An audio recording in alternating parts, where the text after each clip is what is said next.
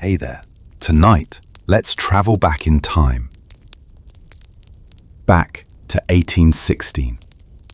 Imagine waking up on a July morning, expecting summer warmth, but instead, you see snow falling outside your window. Your breath fogs in the air inside your own home. The crops in your field are black with frost. Your children are crying from hunger, and you don't know when or if the sun will ever truly shine again. This isn't fiction. This was reality for millions of people during what history calls the year without summer. You're about to experience life through the eyes of someone who lived through humanity's last great climate catastrophe. A year when volcanic ash blocked out the sun, when snow fell in June, when famine stalked the earth, and when survival meant making impossible choices every single day.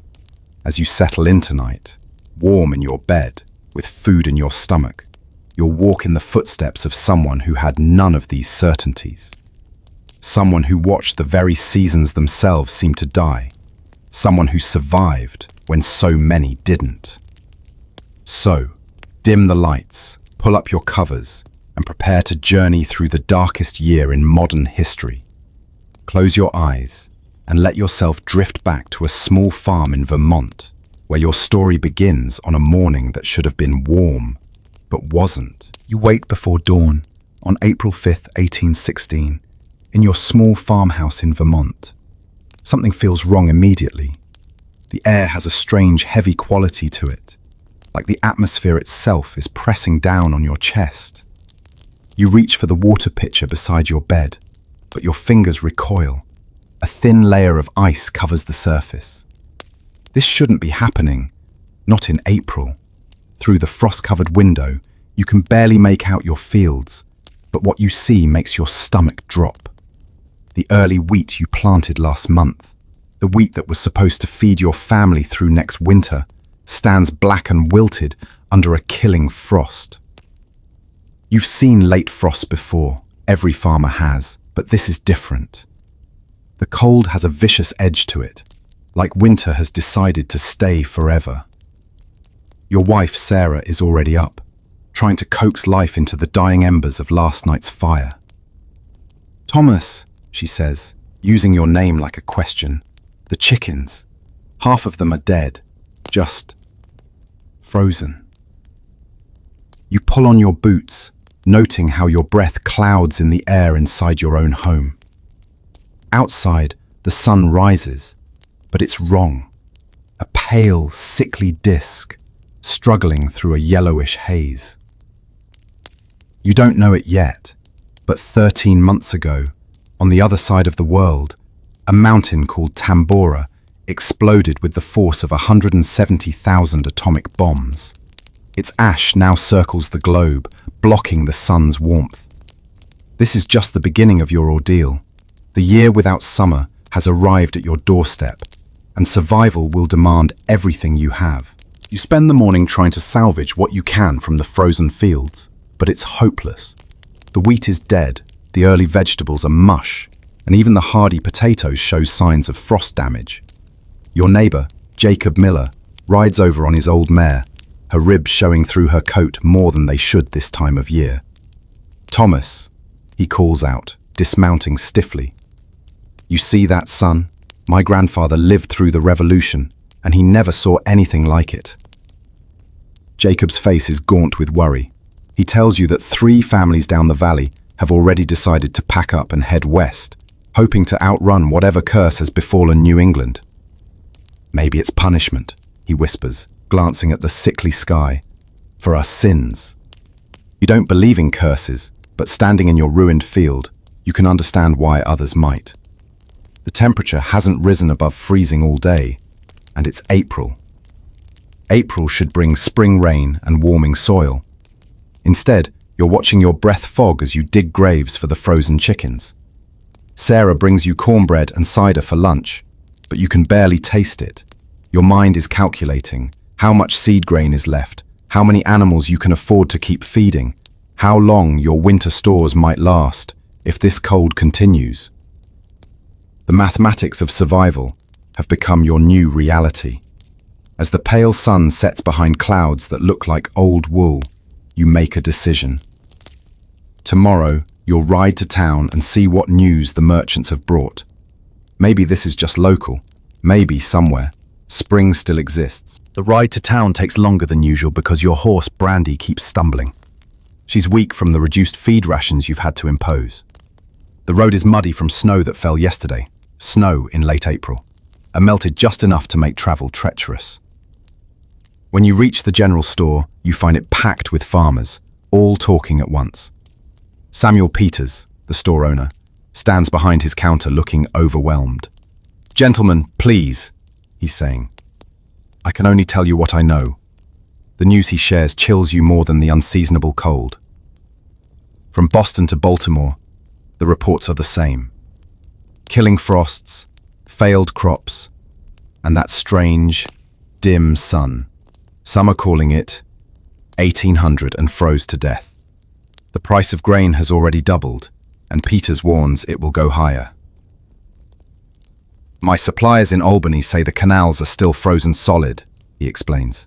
"Nothing's moving. You have $17 saved, your entire cash reserve. A barrel of flour that cost $4 last month now costs $9. You buy half a barrel, knowing Sarah will make it stretch, but also knowing it won't be enough if this continues." On the way home, you pass the Thompsons' farm. They're loading their wagon, preparing to join the exodus west. Mrs. Thompson is crying. 40 years we've worked this land," she says to no one in particular. You want to tell them to stay, that this will pass, but the words stick in your throat. Because deep down, in a place you don't want to acknowledge, you're beginning to wonder if you should be loading your own wagon. May arrives, but spring doesn't come with it. You wake on May 15th to find snow falling again.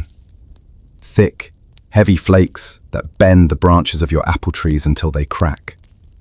Sarah hasn't spoken much lately, but this morning she breaks her silence. "Thomas, I'm scared." Her admission hangs between you like the visible breath in your bedroom. You want to comfort her, to say everything will be fine, but the lies won't come. Instead, you hold her close and feel how thin she's becoming. You've all been eating less, saving what you can. Your 8-year-old son, William, has stopped asking for seconds at dinner. Your 6-year-old daughter, Mary, has developed a cough that won't go away. The animals are suffering too. You've had to slaughter 2 of your 6 cows because you can't feed them. The meat is tough and stringy, but it's protein. The remaining cows give barely any milk on their diet of old hay and tree bark. Your 14 chickens have dwindled to 6. The pig you were raising for winter slaughter died yesterday, apparently from the cold. You found it frozen solid in the barn. This afternoon, you attempt to plant corn in a small section of field that faces south, hoping the slight slope might protect it from frost. Your hands are numb as you work, and the seeds feel like small hopes you're burying in hostile ground. As you plant, you notice something that makes you stop. There are no birds singing. The usual May chorus of returning songbirds is absent. The world feels muted, deadened, as if nature itself is holding its breath, waiting for something that refuses to come. The last week of May brings something worse than cold. A brief thaw, followed by the most devastating freeze yet. You had dared to hope when the temperature rose above 40 degrees for 2 days. The corn you planted showed tiny green shoots. Sarah smiled for the first time in weeks. Then, on the night of May 29th, the temperature plummets to 18 degrees. You wake to find the world encased in ice. Every plant, every blade of grass, every hopeful green thing is dead. But it's what you discover in the barn that truly breaks something inside you. 3 of your remaining 4 cows are down, unable to rise. The cold and poor nutrition have finally overwhelmed them. You have to put them down, one by one, your hands shaking not from cold, but from the weight of each necessary death. William helps you, though you wish you could spare him this lesson in harsh reality. That evening, your neighbor Jacob returns with news from town. "Thomas," he says, his voice hollow, "the Pembroke family, their youngest, the cold and hunger." He doesn't finish. He doesn't need to. Little Emma Pembroke was 4 years old, the same age Mary was when this all started. You look at your own children, seeing how their clothes hang loose on shrinking frames, and make a decision that feels like surrender. Tomorrow, you'll start cutting down trees to sell as firewood. It's the only thing that might bring in money, now. Your great-grandfather cleared this land. Your grandfather planted these trees. Your father taught you their names. Tomorrow, you'll begin destroying your heritage to buy another month of survival. June 1816 begins with you swinging an axe at trees your grandfather planted. Each strike feels like a betrayal, but the wood will bring $2 a cord in town, where people are burning anything to stay warm. Your hands blister and bleed through worn gloves, but you keep swinging. William works beside you, dragging branches to the pile. He's trying so hard to be a man at 8 years old. By noon on June 6, snow is falling again. 6 inches accumulate before nightfall. You stand in your doorway watching it fall, and for the first time, you truly understand that this might not end. This might be the new world. Eternal winter, eternal hunger.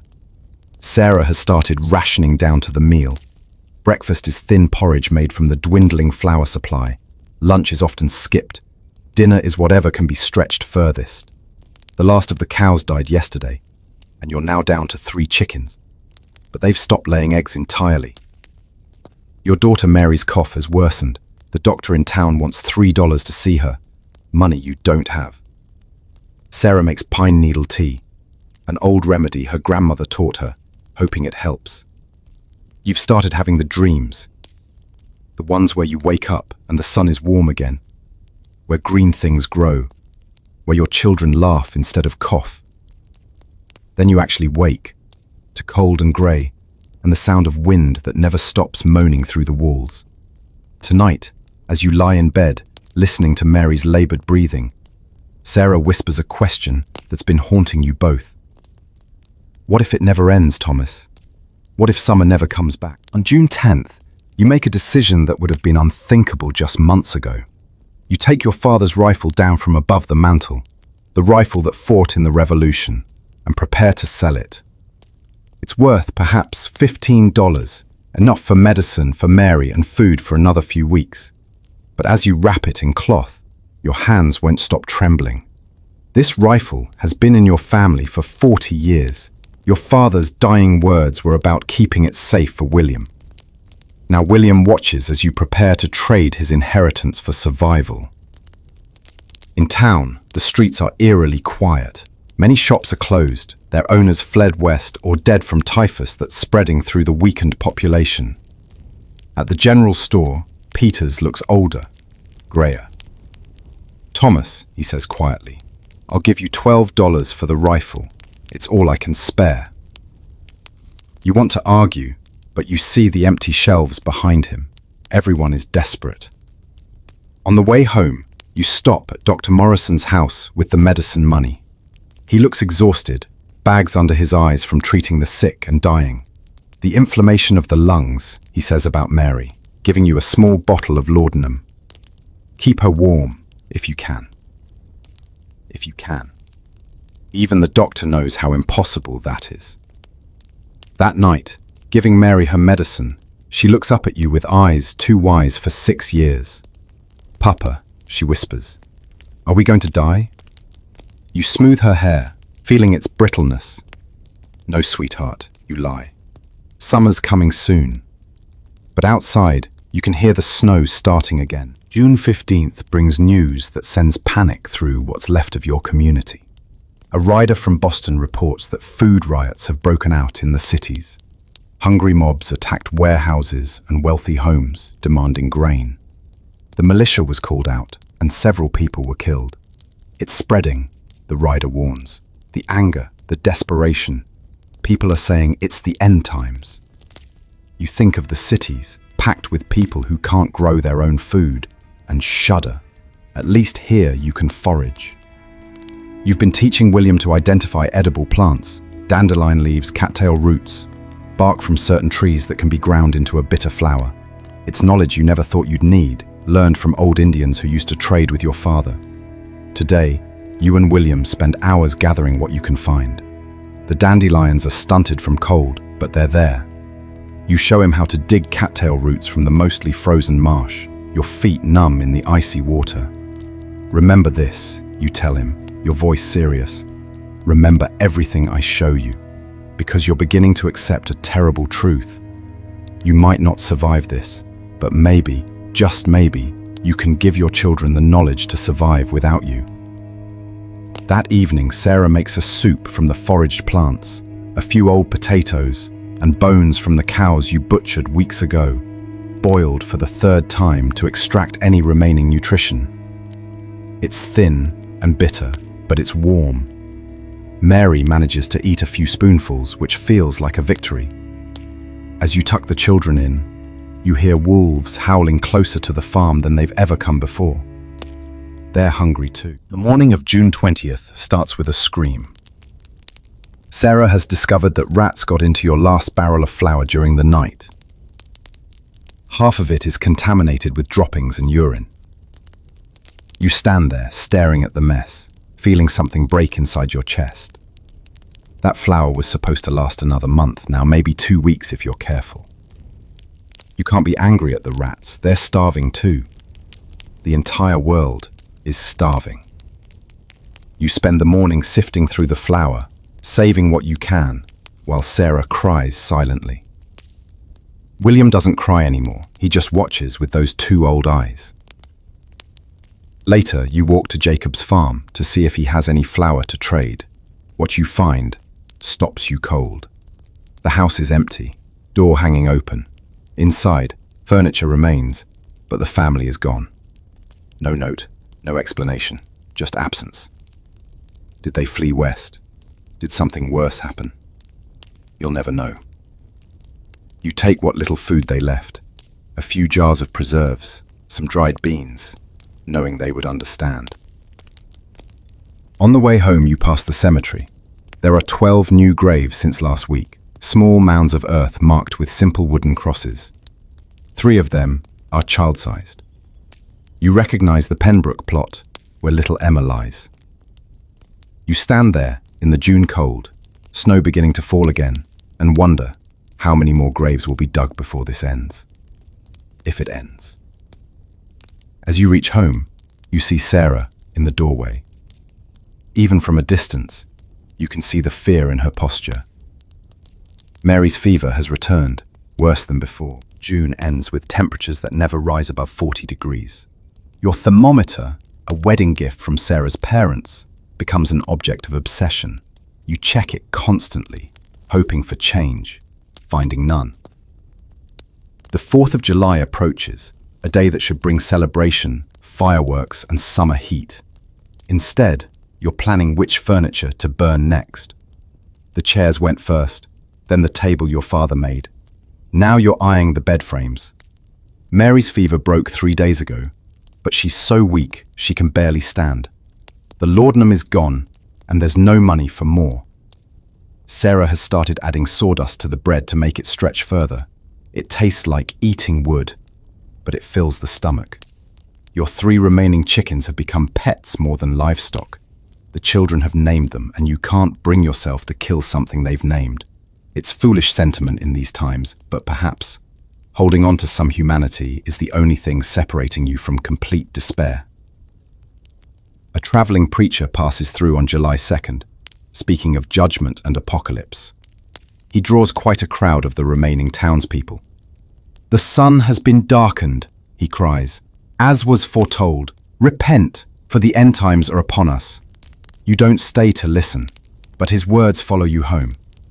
That night, as you lie in bed listening to the wind howl, Sarah asks quietly, "Do you think he's right? Is this how the world ends?" You don't answer because you don't know, but as you hold her thin body against yours for warmth, you think that if this is the end, at least you're facing it together. July 4th, 1816, Independence Day. You wake to find ice inside your windows again. 40 years after declaring independence from Britain, and now you're all slaves to this endless winter. There will be no celebration today, no gathering, no fireworks. The gunpowder is too precious to waste on anything but hunting, though there's little game left to hunt. You venture out to check your cornfield, the third attempt at planting. The stalks are 6 inches high and already yellowing from cold. In normal years, they'd be shoulder high by now. A murder of crows watches from the dead apple trees. They're the only birds that seem to have survived, growing fat on the corpses of frozen animals. William has developed a disturbing habit of catching grasshoppers and eating them raw. Protein, he says matter-of-factly when you catch him. When did your 8-year-old learn to think like this? But you don't stop him. Protein is protein. This afternoon brings an unexpected visitor, Thomas Jefferson's nephew, traveling north from Virginia. He stops for water and shares news that makes your blood run cold. It's worse in Europe, he says. Complete crop failure across Britain and France. They're saying hundreds of thousands dead from famine. In Switzerland, people are eating cats and dogs. Some say worse. He doesn't elaborate on what worse means, but you can guess. As he leaves, he pauses at his horse. If you have family elsewhere, he says quietly, now might be the time to go to them. But you don't have family elsewhere. This farm, this dying land, is all you've ever known. By mid-July, the social fabric of your community begins to tear. You discover this when you catch your neighbor, Paul Henderson, stealing potatoes from your root cellar in the dead of night. He's a good man, or was, a church deacon with 5 children. But when you confront him, he doesn't apologize. My youngest is dying, he says flatly. Your children still walk. Mine doesn't. You let him take the potatoes. What else can you do? Shoot a desperate father. But you nail boards over the cellar door and start sleeping with the rifle loaded. Trust is another casualty of this endless winter. Sarah has stopped talking about the future. She no longer says, when this is over, or next summer.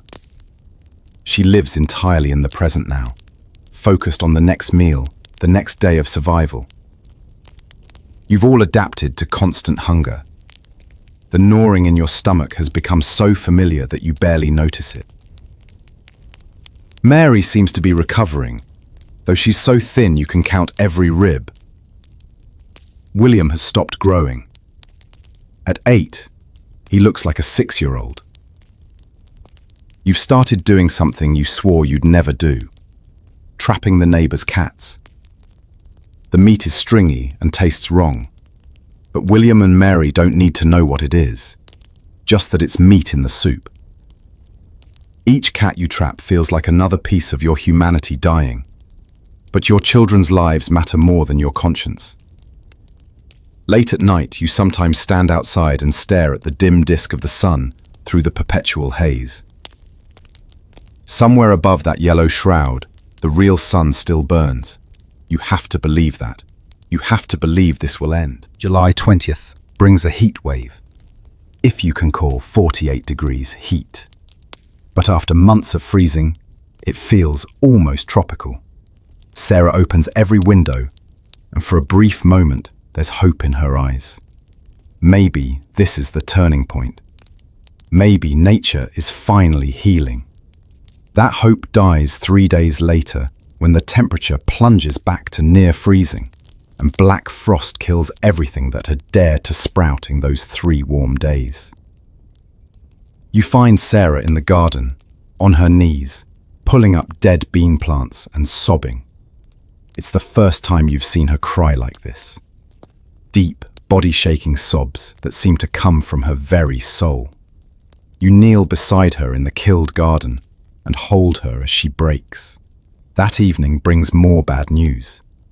A traveler reports that the government in Washington is paralyzed, unable to respond to the crisis.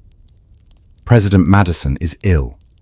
Congress is in chaos, and there's talk of suspending the Constitution. Every state for itself now, the man says before continuing south. You think about what that means. No federal help coming, no coordinated response. Just thousands of communities like yours, slowly starving in isolation. The United States, less than 50 years old, might not survive this. That night, William asks a question that catches you off guard. Papa, what was summer like? Before? You realize he barely remembers. He was 7 when this started. His childhood memories are already being overwritten by this endless winter. You tell him about swimming in the pond, about fireflies in August, about corn growing so high you could get lost in it. He listens like you're telling fairy tales, and maybe you are. August arrives with snow. Not frost, not sleet, but actual snow. 6 inches fall on August 3rd. You stand in your doorway watching it accumulate, and you laugh. Not because it's funny, but because your mind simply can't process the wrongness of it any other way. August, snow. The world has gone insane. Your remaining chickens died yesterday. You found them huddled together, frozen. That leaves you with no livestock at all. The farm that once held 30 animals now holds none. You're no longer a farmer, you're a scavenger, a forager, a survivor. Today you take William hunting, though hunting is too grand a word. You're checking traps, looking for anything edible. The woods are eerily silent. No birdsong, no squirrel chatter. Even the insects seem to have given up. You find a rabbit in one trap, so thin it's hardly worth eating, but you take it gratefully. On the way home, William points to a clearing where a house once stood. The Carters lived there until last month. They burned their house piece by piece for warmth, then disappeared one night. Nobody knows where they went. Their land stands empty, already being reclaimed by the dying forest. Will we burn our house, Papa? William asks. You don't answer because you've been thinking the same thing. The barn is already gone, dismantled board by board. The house may be next. That evening, as Sarah makes soup from the rabbit and foraged plants, she mentions casually that she hasn't had her monthly courses in 3 months. At first, you think she might be pregnant, but then you understand. Starvation has stopped her body's natural rhythms. She's shutting down, system by system. You all are. Mid-August brings visitors you've been dreading, refugees from the cities. Boston has apparently descended into chaos, and those who can are fleeing to the countryside, believing there's food here. They arrive at your door in small groups, offering money, jewelry, anything for food you don't have. A wealthy merchant offers you $50 for a sack of potatoes. You have 12 potatoes left. You send him away. A young mother with 2 children begs for milk. You have to tell her you have no animals left. She looks at you with dead eyes and moves on. By the 3rd day, you stop answering the door. You can hear them outside, knocking, pleading, sometimes trying the latch. Sarah sits with the children in the back room, keeping them quiet.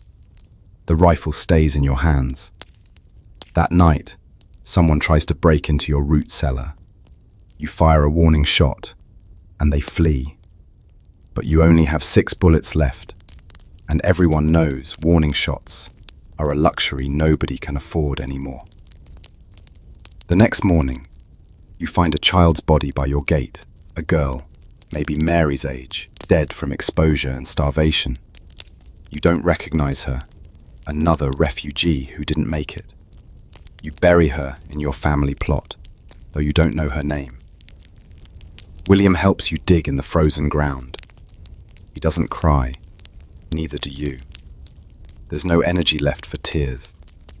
As you pat down the earth, you wonder how many unnamed graves will dot the landscape before this ends. How many children will die unknown and unmourned. The thought follows you back to the house, where you hold Mary a little tighter, grateful she's still breathing, still fighting, still yours. August 20th marks a full year since you've seen a truly warm day. You know because Sarah has been keeping a journal, though paper is precious. She shows you her entries, and they read like a descent into hell. June 1, snowed again, Mary still coughing. July 4, no celebration, ate grass soup. August 15, burned grandmother's spinning wheel for heat. Each entry is shorter than the last, as if words themselves are being rationed. Today brings a decision you've been avoiding. You're out of money, out of things to sell, and almost out of food. The only thing of value left is the land itself. Your 100-acre farm, passed down for 3 generations, worked by your hands for 15 years. A speculator from New York arrives, one of many, buying up distressed properties. He offers you $200 for everything. It's robbery. The land was worth $2,000 before this started, but $200 might buy enough food to survive until when? Nobody knows when this will end. You ask for time to think. That night, you and Sarah walk the boundaries of your land one last time. Every tree, every stone wall, every view holds memories. Your father teaching you to plough, your mother's grave under the oak tree, the spot where you proposed to Sarah, the field where William took his first steps. If we sell, Sarah says quietly, where would we go? You don't have an answer. West, maybe, like everyone else. Following a rumor of warmth that might not exist, chasing a dream of somewhere, anywhere, better than here. But as you stand on your land, under the dim stars barely visible through the haze, you realize you can't do it. This land is who you are. If you're going to die, you'll die here, on the ground your grandfather cleared. The speculator leaves the next morning, shaking his head at your foolishness. September begins with the first good news in months. The haze seems lighter. The sun, while still weak, has more definition. You can actually see its round shape rather than just a dim glow. Sarah notices it first, shading her eyes as she looks up. Thomas, she says, and there's something in her voice you haven't heard in so long. Hope. The temperature rises to 55 degrees on September 5th, the warmest it's been since last May. You immediately plant what seeds you have left, knowing it's probably too late for anything to mature before winter, but needing to try. William helps, and for a few hours, you almost feel like farmers again, instead of merely survivors. But the land has changed. The soil feels dead, depleted. The constant cold has killed the beneficial organisms that make Earth fertile. Even if warmth returns, it will take years for the land to recover. Your neighbor, Jacob, suddenly reappears after 2 months' absence. He's aged a decade. His wife died in July, he tells you, and his 2 sons in August. He buried them himself, and then just wandered. I went looking for summer, he says with a hollow laugh. Walked all the way to Pennsylvania. It's the same there. Everywhere is the same. He's come back to die on his own land, he says. At least that's something he can control. That night, the temperature drops again to near freezing, but it doesn't kill your newly planted seeds. They struggle up through the hostile soil, tiny green defiances against the grey world. You know they probably won't amount to anything, but watching them grow feels like watching hope itself take physical form. The middle of September brings an unexpected crisis. Your well begins to fail. The water table has dropped from the lack of normal rain and snowmelt. What comes up is brackish, barely drinkable. You have to dig deeper, but you're so weak from months of malnutrition that what should be a day's work takes a week. William tries to help, but he can barely lift the shovel. You work in shifts, resting more than digging, your vision sometimes going black from the effort. While you're working, a group passes on the road. They're heading south, they say, having heard rumors that the Carolinas are warmer. 20 people. all that's left of a community of 200 from New Hampshire. They look like walking skeletons. One woman is carrying a dead child, refusing to accept the truth. The others are too exhausted to make her see reason. They ask for water, but when you show them you're failing well, they move on without a word. Everyone understands. There's nothing left to share. On September 18th, you finally hit clean water at 20 feet. The effort nearly kills you. You collapse at the edge of the well, heart hammering irregularly, and for a moment you think this is how it ends. But Sarah and William drag you inside, and slowly your strength returns. That night, drinking clean water for the first time in days, Sarah says something that surprises you. "I'm proud of us." You look at her, confused. "We're still here," she explains. "Still fighting, still together. That's not nothing." She's right. In a world where so many have given up, surrendered, or fled, your family endures, diminished, damaged, but unbroken. It's not nothing. It's everything. Late September brings the locusts. Not the biblical plague you might imagine, but something worse. Desperate humans becoming locusts themselves. Groups of starving people move across the countryside, stripping it bare of anything edible. They dig up seed potatoes, pull unripe vegetables, strip bark from trees. They're not evil, just desperate. When a group of 30 arrives at your property, you stand at your door with your rifle, knowing you have only 4 bullets left. "Please," their leader says, "we're looking for the Warner family. Their relatives. Do you know where they went?" The Warners left in July, but you don't know where. Nobody says goodbye anymore. They just disappear in the night. The group moves on, but not before some of them eye your planted field with its struggling shoots. That night, you and William take turns standing guard.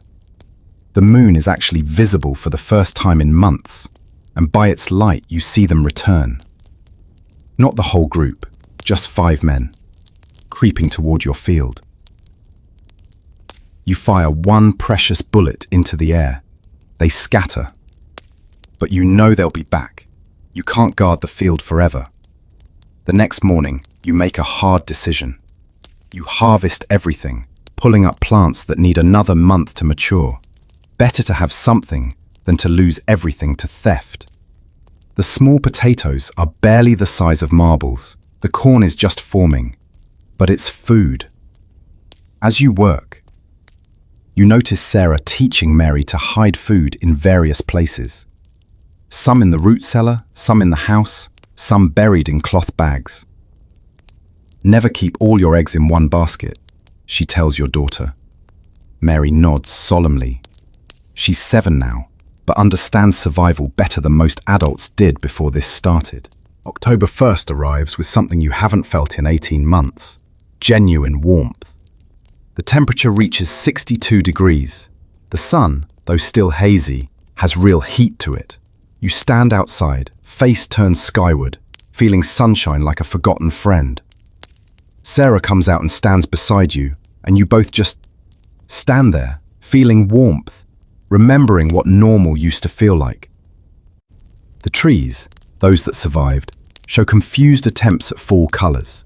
Some leaves turn yellow, others remain grey-green, as if nature itself doesn't know what season it is anymore. But it's progress, it's change, it's hope. William has started setting traps again, and actually catches a rabbit that has some meat on it. Where it found food to grow fat, you don't know, but you're grateful. Mary helps Sarah pickle the last of your tiny vegetables in precious vinegar, saved for over a year. The work feels almost normal, like preparing for a regular winter instead of continuing an endless one. That evening, Jacob visits with news from town.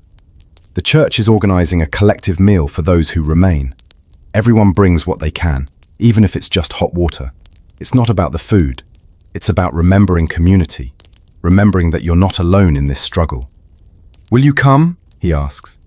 You look at Sarah and she nods. You'll contribute your last jar of apple preserve, made 2 summers ago, when summers still existed. It's been saved for the worst emergency, but maybe this is different. Maybe this is about more than survival. Maybe it's about remembering how to be human again.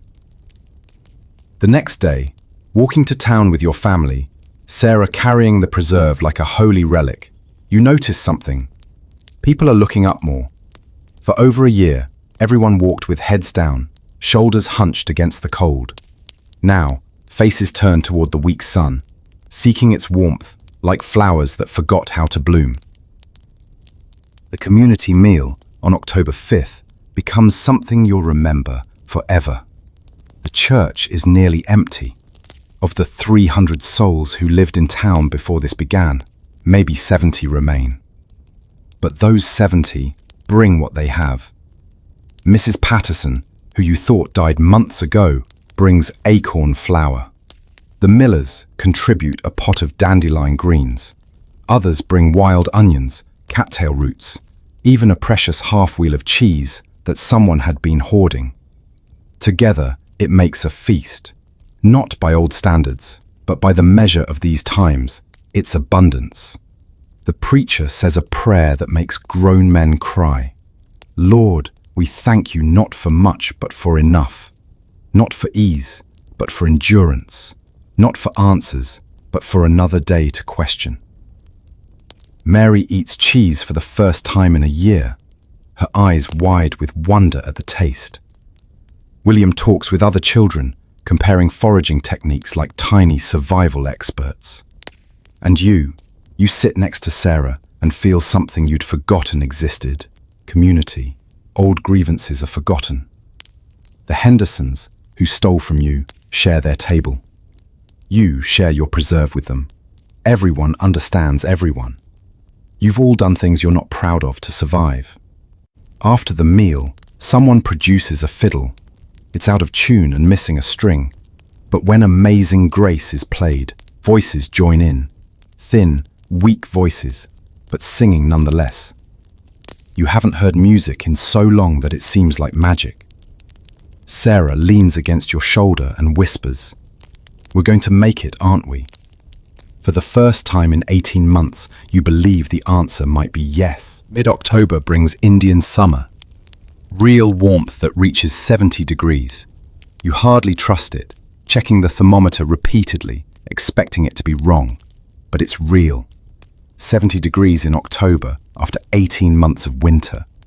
Sarah opens every window and door, airing out the house that's been sealed against cold for so long. The smell of fresh air, actually warm air, makes everyone giddy. William and Mary run outside without coats for the first time they can remember. They play a game where they pretend to be farmers, mimicking what they've seen you do. But it's clear they barely remember what normal farming looks like. You use this warm spell to prepare frantically for winter, the real winter that should come. But how do you prepare when you have almost nothing left? You gather wild nuts with William, finding more than expected. The cold killed many things, but some hardy plants thrived without competition. Sarah and Mary collect rose hips and elderberries, their vitamin content crucial for preventing scurvy. You even manage to trade some foraged mushrooms for a small bag of wheat. With a passing trader, he tells you Boston is recovering, slowly. Ships are arriving with grain from South America, where the weather catastrophe was less severe. Things are turning, he says, slowly, but turning. That night, you lie in bed with the window open, feeling actual warm air on your skin. Sarah curls against you, and for once, it's for affection rather than just warmth. "Remember what I said about not talking about the future," she says. "I want to take it back. Tell me about next summer, the real one." So you do, spinning tales of green gardens and full barns, until you both fall asleep to the sound of warm wind in the trees. Halloween arrives with no celebration. You'd forgotten such holidays existed. But Mary remembers and asks if she can carve a turnip, since there are no pumpkins. You watch her work with the knife, carefully hollowing out the tough root vegetable and realize she's carving not a face, but words. We survived. It breaks your heart and fills it simultaneously. November brings the first normal weather pattern in 18 months. Cold, yes, but normal November cold. The sun is clearly visible most days, though still slightly dimmed. Snow falls, but it's seasonal snow, not the crushing, wrong snow of eternal winter. You actually welcome it because it feels right. Feels like the world is remembering how to be itself. A letter arrives from Sarah's sister in Philadelphia. You'd thought she was dead. She describes similar suffering, but says the cities are recovering faster than rural areas. She invites your family to come stay with them. Sarah reads the letter 3 times, then looks at you. We could go, she says quietly. Start over. Leave all this behind. You think about it. The farm is in ruins. The livestock are gone. The land is damaged. But as you look out at your fields, you see the green winter wheat you managed to plant in October, growing despite everything. This land has been in your family for 70 years. Your grandfather's hands cleared it. Your father's hands worked it. Your hands know every stone, every slope. We're farmers, you tell Sarah. This is who we are. She nods, understanding. Philadelphia might be easier, but easier isn't always right. That night, the first wolves you've heard in months howl in the distance. But now it doesn't sound threatening. It sounds like the world healing. Predator and prey finding their balance again. The first week of November brings unexpected bounty, a deer. William spots it at dawn. The first deer anyone's seen in 6 months. It's thin, but alive. Proof that some wildlife survived the catastrophe. You take your second to last bullet and pray your aim is true. It is. The deer falls cleanly, and you whisper a thanks to both God and the animal. This single deer means meat for weeks if preserved properly. Sarah and Mary work on smoking the meat, while you and William prepare the hide. Nothing is wasted. Bones for soup, organs for immediate eating, hide for clothing or trade. Even the antlers will become tool handles. As you work, William asks, "Do you think the deer knew?" You ask what he means. Knew it was supposed to help us, like it came here on purpose. You're about to explain that animals don't think that way, but stop. Who's to say what's true anymore? You've all survived the impossible. That evening, eating fresh venison for the first time in over a year, even Mary manages a smile. Her cough is finally gone, though she'll always be smaller than she should be, stunted by the months of starvation. You've all been marked by this time. William's childhood vanished. Sarah's hair went grey. Your hands shake sometimes from the nerve damage of prolonged cold. But you're alive. You're together. The marks are proof of survival, not defeat. After dinner, Sarah reads from the Bible, something she hasn't done in months. Not because she lost faith, but because she was too tired for even that comfort. Now, listening to words about endurance and hope, you feel something shifting, not ending, but changing. The crisis is passing into memory, becoming a story you survived, rather than a present horror. Mid-November brings the first market day in town since the crisis began. It's pitiful compared to the old days. Maybe 12 vendors instead of 50, but it exists. People have things to trade again. You bring deer hide and some smoked meat. Sarah brings preserved vegetables. The trading is different now. Nobody haggles hard. Everyone knows what everyone's been through. A fair trade is more important than maximum profit. You acquire seeds for next year's planting. Real seeds from a merchant who traveled from Maryland, where some crops succeeded. They're more precious than gold. William trades carved wooden spoons he's been making for a mathematics primer. Education stopped during the crisis, but he's determined to catch up. Mary trades a small doll she made from corn husks for coloured thread. Such a small thing, but she holds that thread like treasure. At the market, you hear news that brings mixed feelings. The government is offering free land in the Michigan Territory to New England farmers, affected by the disaster. Many are taking it, abandoning farms that have been in families for generations. Fresh start, says Tom Bradley, who's decided to go. Nothing left here but ghosts. But as you look around the small market, you see something else. You see the Johnsons teaching the younger folks about preserving food. You see Widow Martin sharing her knowledge of medicinal herbs. You see a community that's been refined by fire, reduced to its strongest elements. The weak and uncommitted fled or died. Those who remain are bonded by shared survival. That night, you tell Sarah about the Michigan offer. She considers it, then shakes her head.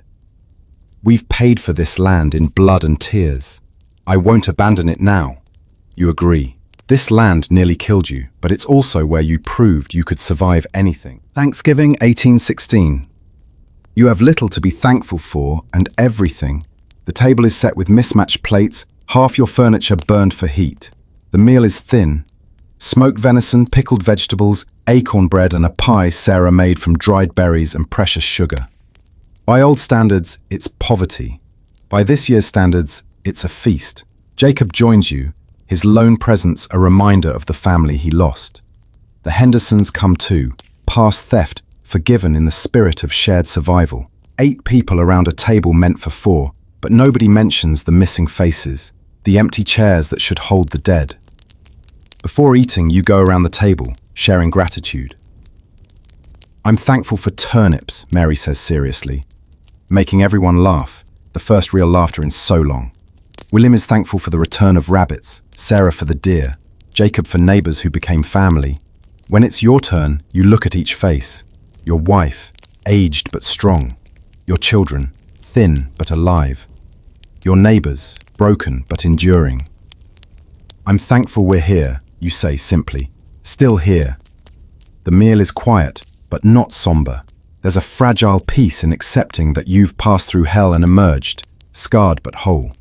After dinner, William reads from a book of poetry he found in the abandoned Warner house. The words, written in easier times about nature's beauty, seem almost foreign now. But as he reads about spring's return and hope's persistence, you see everyone leaning in, hungry for beauty after so much ugliness. That night, as you bank the fire and prepare for bed, Sarah says, next Thanksgiving will be different. It's the first time anyone's spoken of next year with certainty rather than hope. The future, absent for so long, is slowly returning to your vocabulary. December arrives with normal winter weather, cold, but not the killing cold of the past 18 months. The sun shines clearly most days, and while weak with winter's angle, it's recognizably the sun you remember from childhood. You spend these short days preparing for next year's planting with an intensity born from hard lessons. Every seed is counted, every tool repaired with salvaged metal, every bit of knowledge from the crisis carefully preserved. Sarah has started a journal of survival techniques. Which plants stayed edible in extreme cold, how to preserve food without salt, what substitutes work for flour. Someone needs to remember, she says, in case it happens again. The thought chills you more than any weather. One day, while splitting wood, a stranger arrives on horseback. He's well-fed, well-dressed, clearly untouched by the crisis. A speculator from Boston, buying up abandoned farms. He offers you $500 for your land, more than double the last offer. You could start fresh, he says. Leave these bad memories behind. You lean on your axe, looking at your land. Yes, there are bad memories. The graves behind the house, the burn marks where the barn stood, the fields that failed. But there are also William's first steps in the dooryard, your wedding night in the house your father built, your mother's roses, somehow still alive by the well. Memories aren't just bad or good, you tell him. They're what make us who we are. This land and I, we've been through hell together. That means something. He leaves, shaking his head at your stubbornness. But that night, Sarah tells you she's proud you stayed. We're not just farmers, she says. We're survivors. This land knows it now. You understand. The land has been marked by this catastrophe, just as you have. You belong to each other now, in a way that goes deeper than ownership. December 15th brings the first truly normal snowstorm in almost 2 years. Not the wrong snow of the crisis, but proper winter snow that falls soft and steady. William and Mary play in it, making snow angels and attempting a snowman with more enthusiasm than skill. Their laughter carries across the white fields, and you realize it's been so long since you've heard children simply being children. You stand watching them with Sarah, her hand in yours. They're forgetting, she observes, and you hear both sadness and relief in her voice. Forgetting the hunger, the cold that wouldn't end, the fear. Memory is already beginning to soften the edges of trauma for them. But you won't forget. Can't forget. The marks are too deep. Your body remembers, in the ache of joints damaged by prolonged cold, in the way your stomach still clenches at the sight of wasted food, in how you unconsciously count and recount your supplies. A letter arrives from the state government. They're conducting a survey of losses, trying to understand the catastrophe's toll. They want to know how many died, how many fled, what was lost. You sit with the letter for hours, trying to capture 18 months of hell in numbers. 2 neighbors dead, 4 fled, 30 animals lost, 1 barn, half your furniture, most of your tools. But how do you quantify William's lost childhood? Sarah's grey hair, Mary's stunted growth, the trust between neighbors that shattered when survival was uncertain. In the end, you write simply, we survived. Many didn't. The land remains. We remain. That is enough. Because what else is there to say? The true cost can't be calculated in numbers.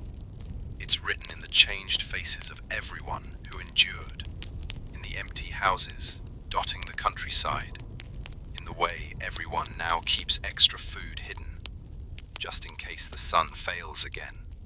Christmas Eve, 1816. There's no money for presents, but Sarah has worked miracles with nothing. She's made new mittens for the children from scraps of the deer hide.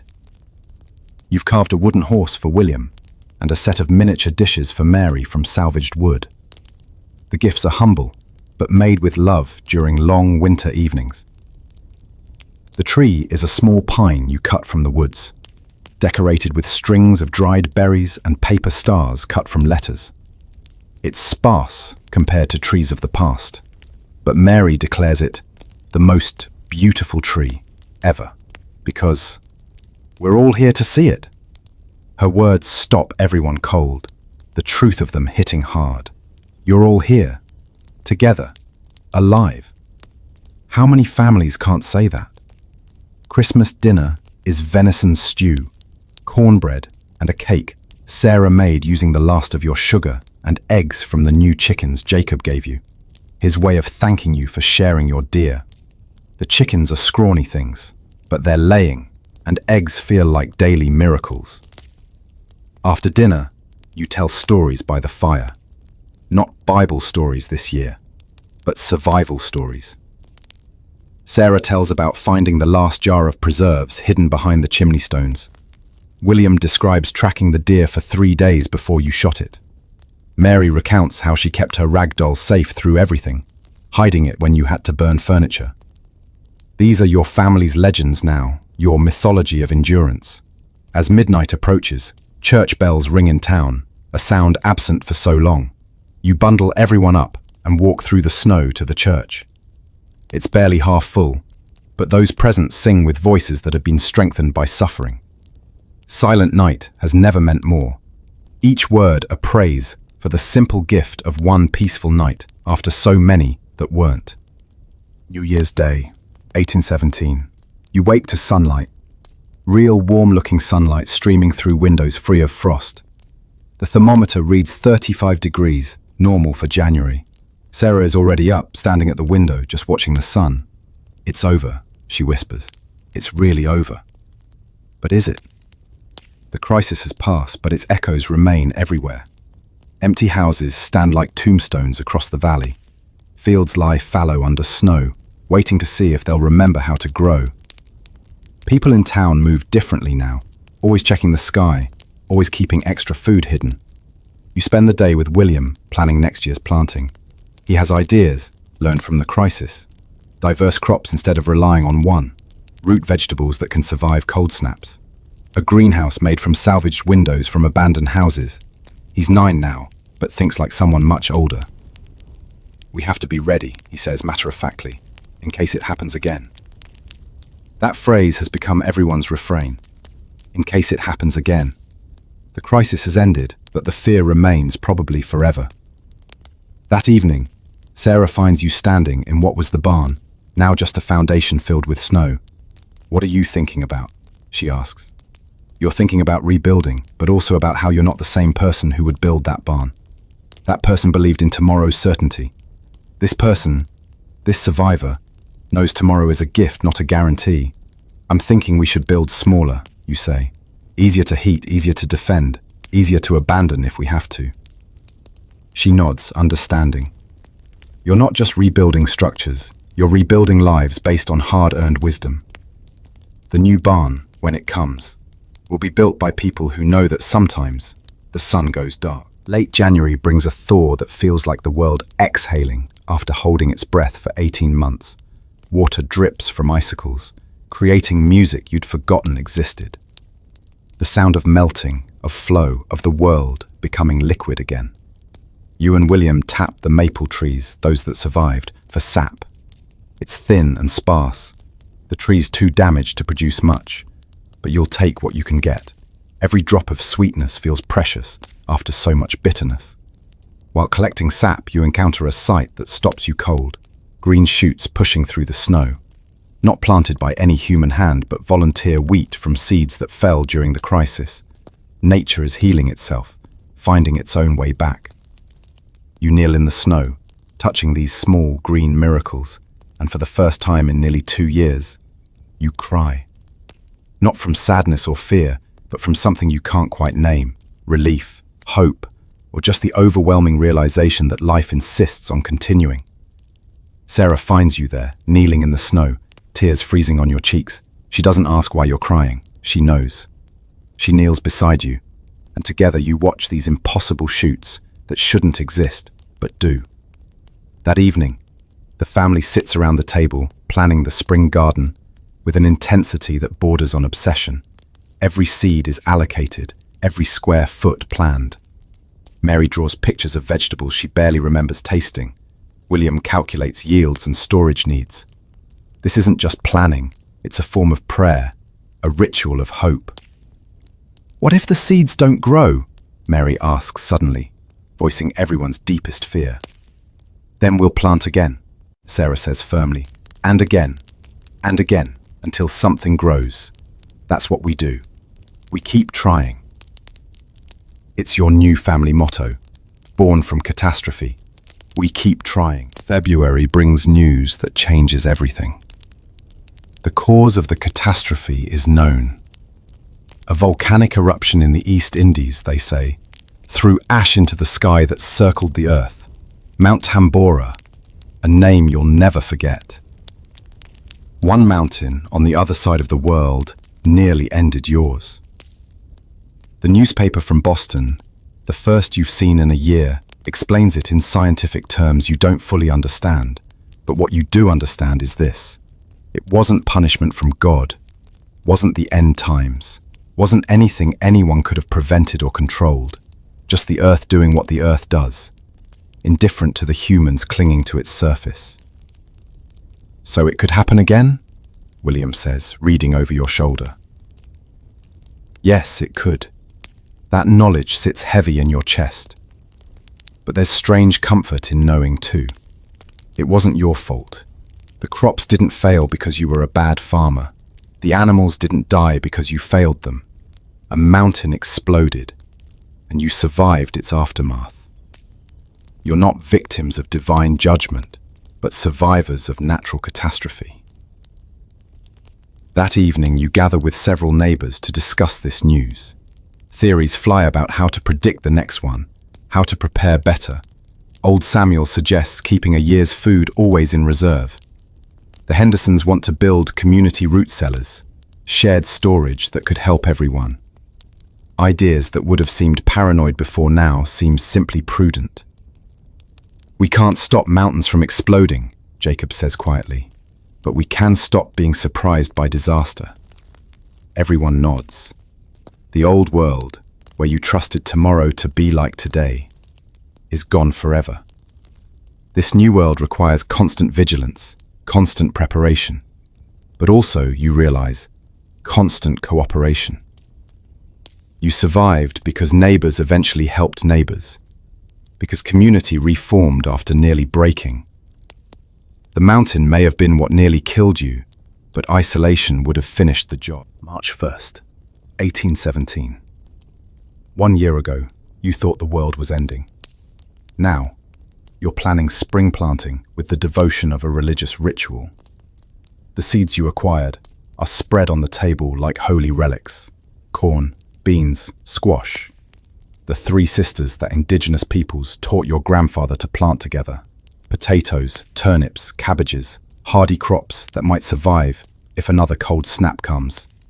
You've learned to never plant just one thing, never trust just one season. William has built cold frames from salvaged windows, creating miniature greenhouses where seedlings can start early and protected. He learned this from a book he found in an abandoned house, teaching himself engineering from necessity. At 10, he's become invaluable, his childhood sacrificed to survival, but transformed into competence. Mary, now 7, has her own project: medicinal herbs. She learned from Widow Martin which plants helped during the crisis. Feverfew for Sarah's headaches, willowbark for pain, echinacea for colds. She tends these plants with the seriousness of a doctor, understanding that medicine might be impossible to buy again. The community has organized too. There's now a seed library in town where everyone contributes and can borrow. A communal tool shed where equipment is shared. Monthly meetings where knowledge is exchanged. Who knows how to make soap? Who can forge metal? Who understands animal husbandry? Skills that were dying out have become precious again. That evening, as you review your planting plans for the 100th time, Sarah places her hand over yours. "We're different people now," she says. "It's not a question." You look at your hands, scarred, weathered, aged beyond your years. Yes, you're different. Harder, but also softer. More suspicious, but also more grateful. Broken, but also stronger at the broken places. The year without summer didn't just change the weather. It changed humanity, or at least your small corner of it. The spring equinox arrives with actual warmth. 55 degrees and climbing. You stand in your field at noon, and for the first time in 2 years you feel sweat that isn't from fever or fear. It's honest sweat, from honest work, preparing soil that might actually grow something. The ground is still damaged, you can feel it. The freeze went too deep, killed too much of the living soil. But you've added everything you can. Manure from the new animals, ash from all that burned furniture, even ground bones from the cattle that died. You're not just planting seeds, you're trying to resurrect the earth itself. Neighbors come to help, and you help them in return. The old tradition of barn raising has become farm raising, everyone working together to rebuild what was lost. Today, 12 people work your fields. Tomorrow, you'll be one of 12 working someone else's. It's not charity, it's mutual survival. While planting, old Thomas Williams, who's 78 and survived this catastrophe plus 2 wars, shares wisdom. After the revolution, we thought we'd won peace forever. We were wrong. After 1812, we thought the same. Wrong again. Now this. There's always another crisis coming. The only question is whether we're ready. His words should be depressing, but somehow they're not. They're freeing. If crisis is certain, then fear of it is pointless. All you can do is prepare and endure. That evening, exhausted from planting, your family sits on the porch, rebuilt from salvaged wood, watching the sunset. It's a normal sunset, orange and pink, not the sickly yellow of the crisis years. Mary counts stars as they appear, reaching numbers she couldn't have seen through the ash-darkened skies. 37, she announces proudly. Such a simple thing, counting stars. Such an impossible thing just 1 year ago. April 20th, 1817. The wheat is 6 inches tall. The corn is sprouting. The potatoes show healthy green leaves.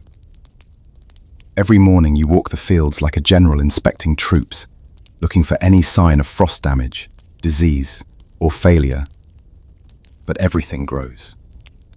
Sarah has started smiling again. Not the desperate, fragile smiles of the crisis, but real smiles that reach her eyes. She's also pregnant, something you discovered last month. The thought of bringing new life into this uncertain world terrifies you both, but also feels like the ultimate act of hope and defiance. What if it happens again? She asked when she first told you. What if the sun goes dark while I'm carrying this child? You didn't have an answer then. You do now. Then we'll survive it again. We know how. Now. William has grown 3 inches since January, his body finally getting enough nutrition to resume normal growth. He's still small for 10. Will probably always be smaller than he should have been. But he's growing. Mary has started school again. Widow Martin teaches the surviving children in her kitchen. Only 8 students where once there were 40, but it's something. Education feels like luxury after survival, but also like necessity. These children need to know more than just farming. They need to know why the weather changed, how to read the signs, how to prepare for the unthinkable. Today brings unexpected visitors. The Warners, returning from Ohio where they'd fled. They look hollow, defeated. Nothing grew there either, Mr. Warner explains. And we had no community, no one who understood. At least here, everyone knows what everyone's been through. They move back into their partially salvaged house, and within days, neighbors are helping them rebuild. No questions asked. No judgment for leaving. Everyone understands the impulse to flee. The miracle is in the returning. May arrives with apple blossoms. Not many, most trees died or were damaged, but some blossoms on surviving branches. You stand beneath the trees with Sarah, both of you crying at the simple beauty of pink-white flowers against blue sky. I thought I'd never see this again, she whispers. The bees have returned too, not many, but enough. You watch them work the blossoms with desperate efficiency, as if they too remember the time without flowers. William has built bee boxes, hoping to capture some swarms, understanding that pollinators are as precious as seeds. The community celebrates May Day for the first time since 1815. It's a modest celebration. No one has resources for excess, but children dance around a makeshift maypole, and there's music from repaired instruments. Normalcy feels strange, like wearing clothes that no longer quite fit. During the celebration, the minister announces that the church is starting a chronicle, a written record of what happened during the year without summer. So our children's children will know, he says. So they'll be ready if the sun goes dark again. People come forward with their stories. Mrs. Patterson describes boiling leather for soup. The Hendersons admit to eating rats. Jacob tells of burying his family. You contribute Sarah's journal, her careful record of temperatures and failed crops. These stories, terrible and triumphant, become your community's shared history. That night, lying in bed with Sarah's pregnant belly pressed against you, feeling the baby move, you think about the stories that won't be recorded. The private shames, the impossible choices, the things done in desperation that can't be spoken. Every survivor carries secrets now, but also every survivor carries strength they didn't know they had. The baby kicks again, strong and insistent, demanding a future you're determined to provide. June 1st, 1817. 1 year ago, snow was falling. Today, the temperature reaches 78 degrees. You strip to your shirt sleeves, marveling at the sensation of being truly warm. The corn is knee-high, exactly where it should be. Knee-high by the 4th of July might actually happen this year. The garden produces its first harvest: lettuce, radishes, early peas. Fresh vegetables after 2 years. Mary takes a raw pea pod and eats it like candy, her eyes closing in bliss. William carefully calculates how much to eat fresh versus how much to preserve. Even in abundance's return, the crisis mindset persists. You've acquired new livestock through careful trading: 2 cows, 6 chickens, 4 sheep, and a pig. Nothing like the 30 animals you once had, but it's a start. Each animal is precious, named, tended with obsessive care. The children check on them constantly, remembering the frozen chickens, the starved cattle. Never again will you take animal survival for granted. A letter arrives from a cousin in South Carolina. He writes of the cotton crop failing during the cold years, of slaves and masters alike starving, of social order breaking down, then slowly rebuilding. The catastrophe was universal, touching every life from Maine to Georgia. Somehow, knowing others suffered the same makes your suffering both more bearable and more significant. You weren't alone in your catastrophe, even when you felt most isolated. That evening, sitting on the porch watching fireflies, you tell Sarah, "We should write to the newspaper, tell them how we survived." She agrees. Your story might help others prepare, might save lives if the sun goes dark again. You begin composing the letter in your head. We survived by eating grass, by burning furniture, by helping neighbors we'd previously feuded with, by never giving up, even when giving up seemed the only sane response. But how do you really explain what it was like? How do you capture 18 months of winter in words? The summer solstice brings a feast of light. 16 hours of sunshine, clear and warm. You work from dawn to dusk, not from desperation now, but from joy in working. The ability to labor in warmth, to sweat from effort rather than fever, to build rather than merely survive. These feel like gifts beyond measure. The wheat field, replanted 3 times during the crisis, now waves golden green in the breeze. You stand at its edge with William, teaching him to judge when grain is ready for harvest. Feel the kernel, you tell him. Press it with your fingernail. If it's firm but not hard, if it leaves a dent but doesn't squash, it's ready. He nods, seriously, filing away this knowledge. He's learned that every piece of information might be vital someday. Sarah, now heavily pregnant, works the garden with Mary. They've canned 40 jars of vegetables already, with hundreds more planned. The root cellar, reinforced and expanded, begins filling with stores. Not hoarding, but prudent preparation. The community has established new traditions born from the crisis. Every family must maintain 1 year's food reserve. Seeds are saved communally. Knowledge is shared freely. The old competitive individualism has given way to cooperative survival. Today, you help raise the frame of Jacob's new barn. 20 men work together, sharing tools and expertise. His old barnwood was burned for heat during the crisis, but no one mentions it. Everyone burns something irreplaceable. The new barn is smaller, more efficient, designed with lessons learned. As the sun sets on the longest day, painting the sky in normal summer colors. You think about cycles. The earth tilts and spins, bringing summer and winter in their proper times. Mount Tambora disrupted the cycle, but didn't break it. The planet healed itself, as did its inhabitants. You're all scarred, but you're all here, celebrating the return of ordinary miracles like long summer days. July 4th, 1817, Independence Day. Returns as a real celebration. The town organizes a gathering with food, actual surplus food to share. There's cornbread and bean salad, fresh vegetables, and even a few pies made with real sugar and butter. Children who haven't tasted sweets in 2 years stand amazed at the simple miracle of a berry pie. The minister reads the Declaration of Independence, and the words hit differently now. Life, liberty, and the pursuit of happiness.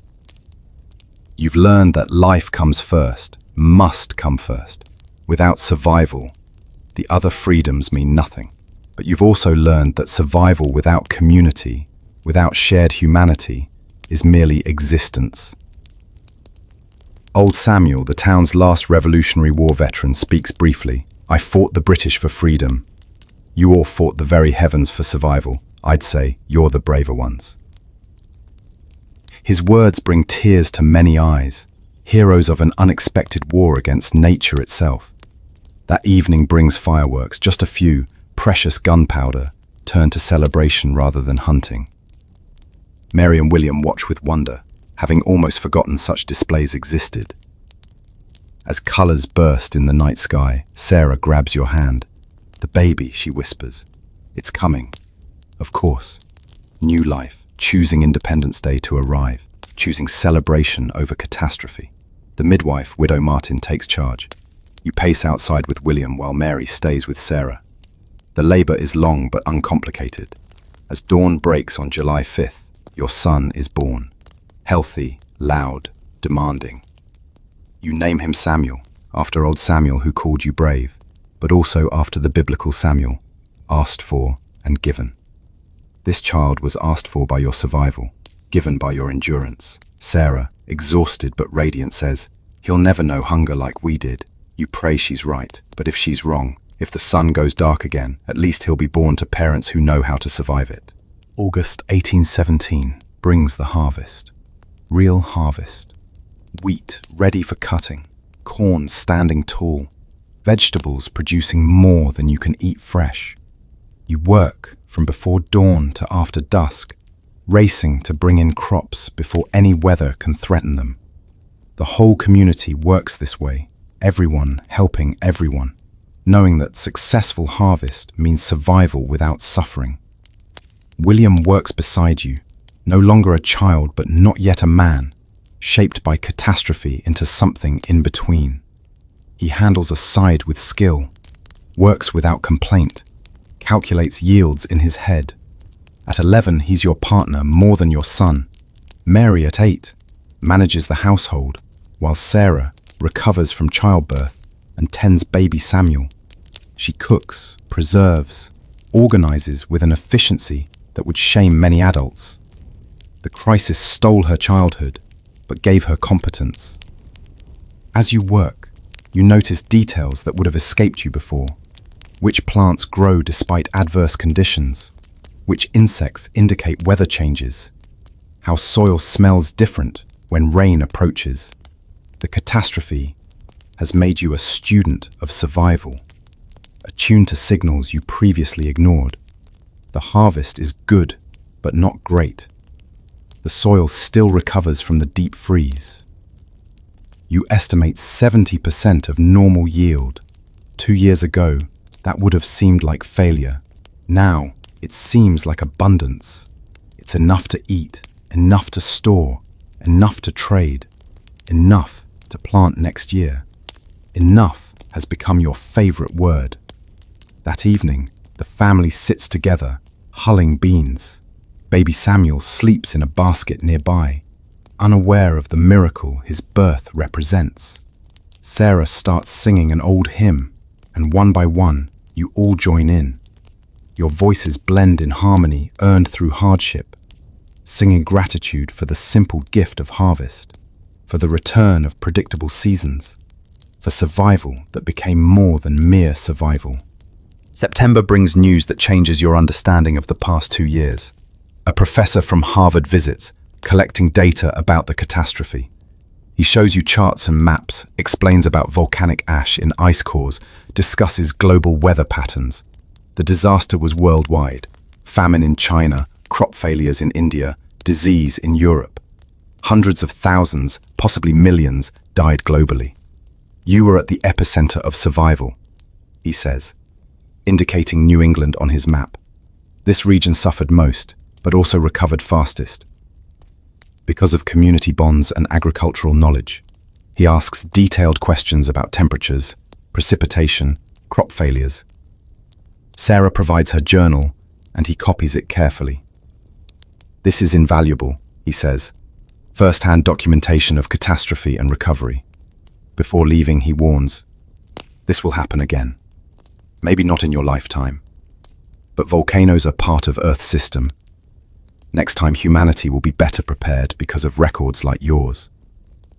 The thought is both terrifying and oddly comforting. The next generation will know what you didn't.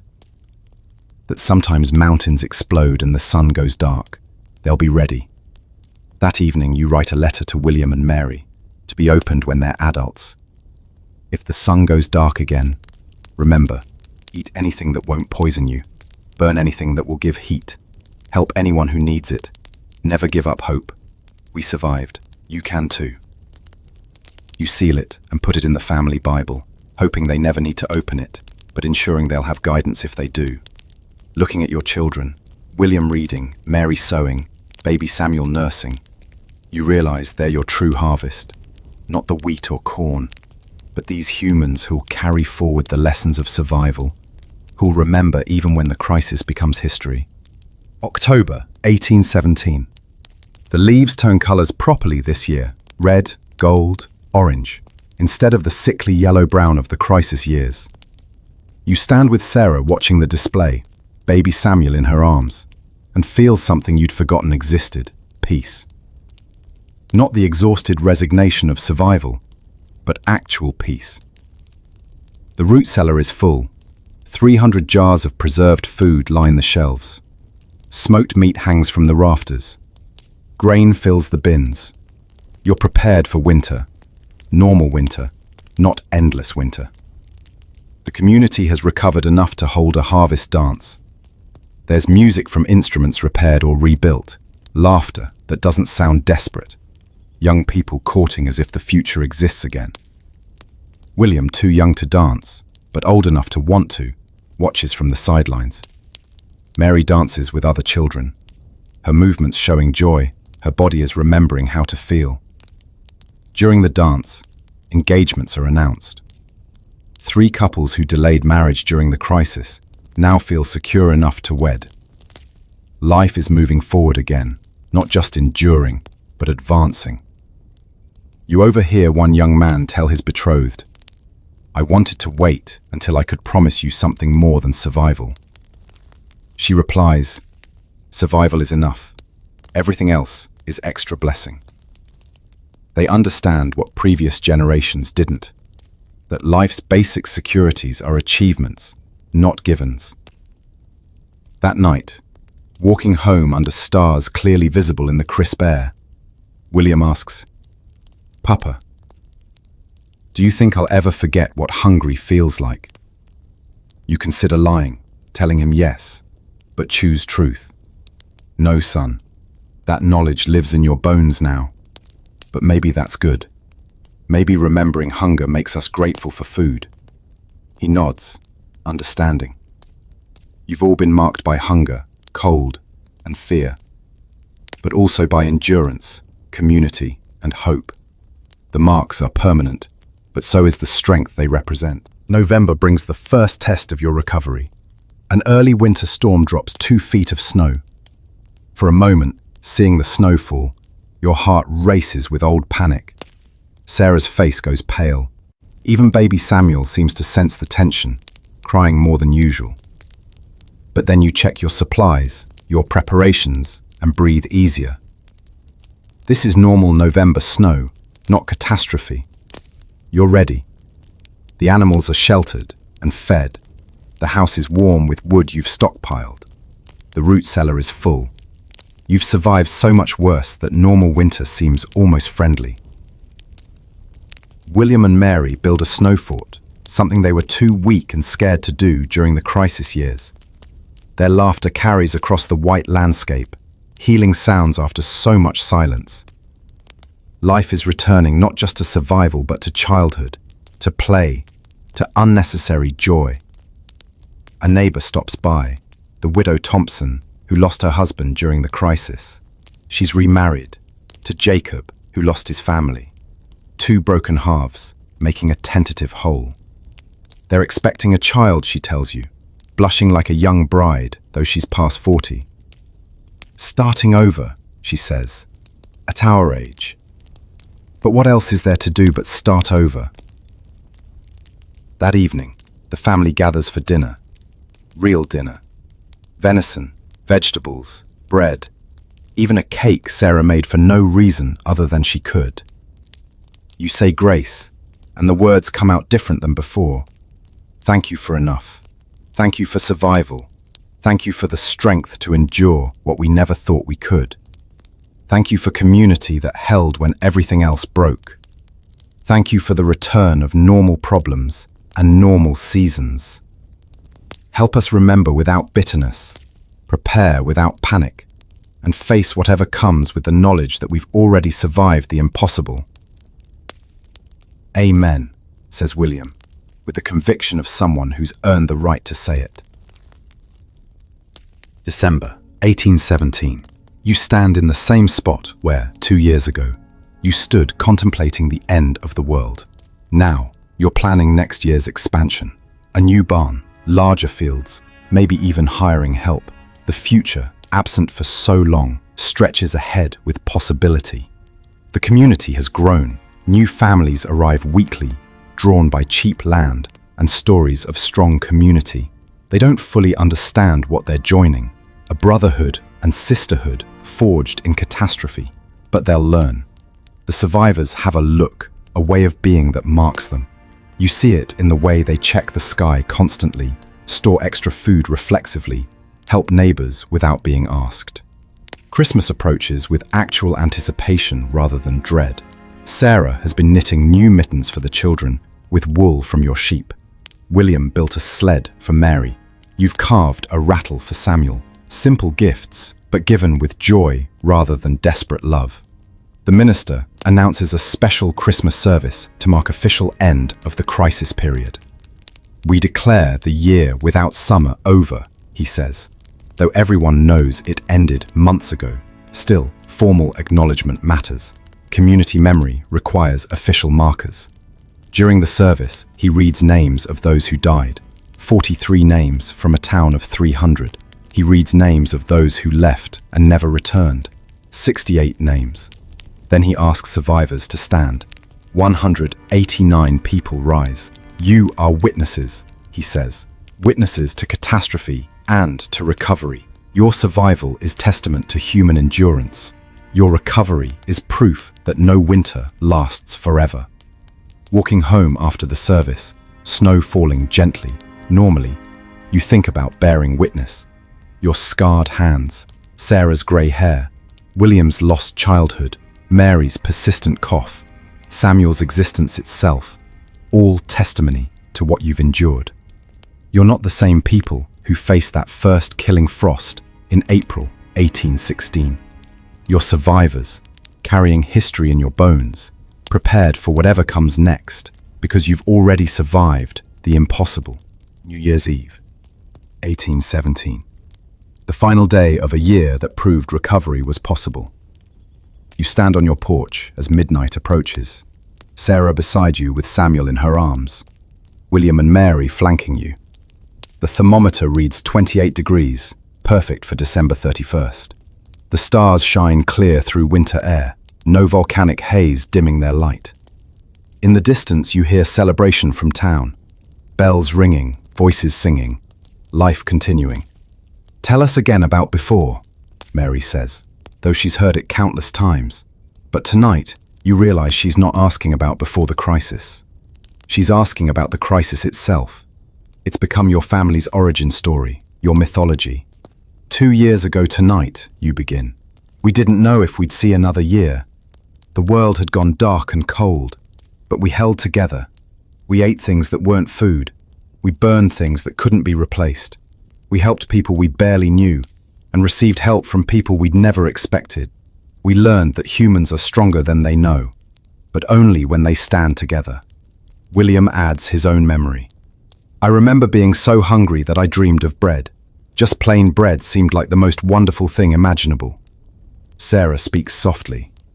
I remember thinking we might all die, but also thinking that if we did, at least we'd die together, die trying, die without giving up. Even baby Samuel seems to listen, his eyes focused on the faces of his family, absorbing the story he'll grow up hearing. The story that explains why his family stores extra food, helps neighbors reflexively, watches the sky with wary respect. As midnight strikes and 1818 begins, church bells ring across the valley. Other families stand on other porches, all looking at the same stars, all carrying the same memories, all understanding the same truth. They survived the year without summer. The sun went dark, the earth grew cold, death stalked the land, but humanity endured. You pull your family close, feeling Sarah's warmth, William's strength, Mary's hope, Samuel's promise. You've been tested by catastrophe and not found wanting. Whatever comes next, another volcano, another crisis, another test, you'll face it with the knowledge earned in blood and tears. That survival is possible, that community is essential, that even the longest winter eventually ends. The stars wheel overhead, indifferent to human suffering but also to human triumph. You've learned to find comfort in that indifference. The earth doesn't care if you survive, which makes your survival all the more precious, all the more earned. Tomorrow will bring new challenges.